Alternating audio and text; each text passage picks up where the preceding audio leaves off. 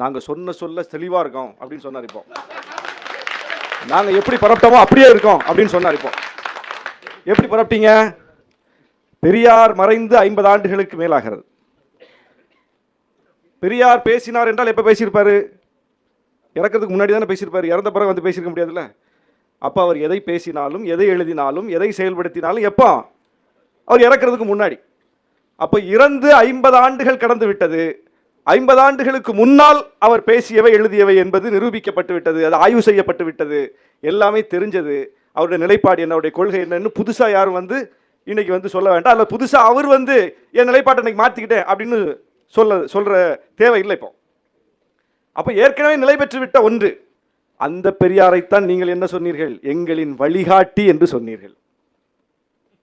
அவருடைய 49வது நினைவு நாள் பாருங்க. 49வது நினைவு நாள். யாரு பூத்துறது? யாரு படம் வச்சு போற்றுறது? யாரு அந்த படத்துக்கு முன்னால் நின்று உறுதிமொழி எடுத்தது? யாரு? இது எப்போ? 49 வருஷத்துக்கு முன்னாடி இல்ல, இப்ப 2 வருஷத்துக்கு முன்னாடி. பெரியார் மண் அல்ல இது, பெரியாரே மண்ணு தான் அப்படின்னு உங்களுக்கு ஒரு கருத்துண்டு என்றால் அந்த கருத்து எப்படி வானத்திலிருந்து திடீர்னு ஒரு நாள்ல பொத்துட்டு வந்து விழுது? இதுதான் தடுமாற்றம். இதுதான் நீங்கள் புறப்பட்ட பயணத்திலேயே உங்களுக்கு தெளிவில்லை என்பதற்கான அடையாளம். அப்ப உங்களை வழிநடத்துவது யார்? உங்களை வழிநடத்துவது ஒரு உள்வாங்கிக் கொண்ட சித்தாந்தமாக இருந்தா இந்த சித்தாந்த தடுமாற்றம் வராத. நீங்க தான் வழிகாட்டின்னு சொன்னீங்க. வழிகாட்டின்னு சொன்னதற்கு என்ன அடிப்படை?